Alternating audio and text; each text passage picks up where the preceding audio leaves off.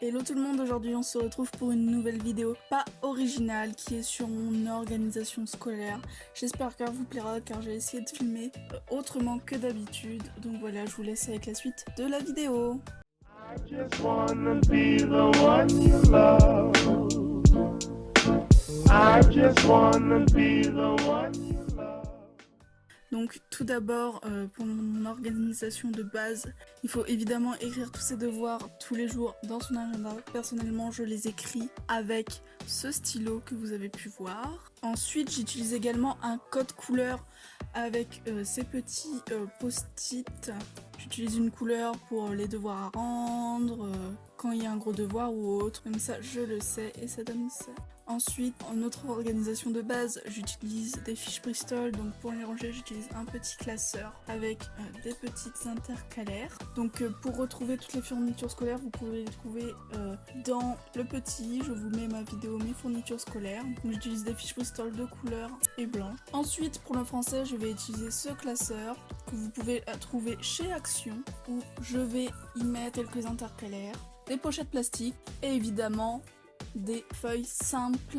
Pour les sciences, je vais également utiliser un classeur où je mettrai à peu près pareil que dans le français. Ensuite, pour les langues, je vais utiliser deux cahiers. Donc le rouge, ce sera pour l'anglais et le vert sera pour l'espagnol.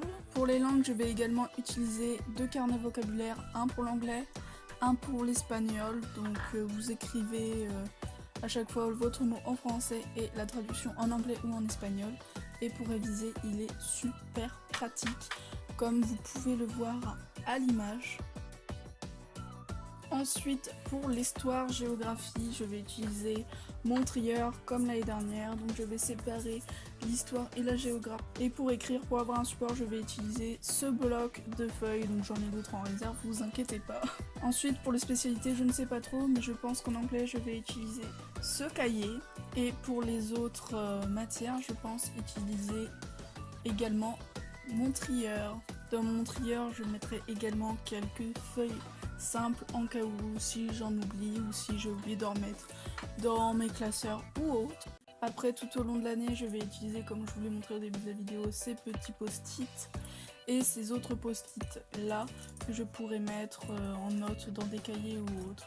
J'utiliserai évidemment mes fluos pastels en code couleur et mes quelques crayons de couleur. Donc voilà, j'espère que cette vidéo vous aura plu. Je vous dis à plus tard pour une prochaine vidéo. N'hésitez pas à liker, à vous abonner, etc. et à aller me suivre sur mon Instagram.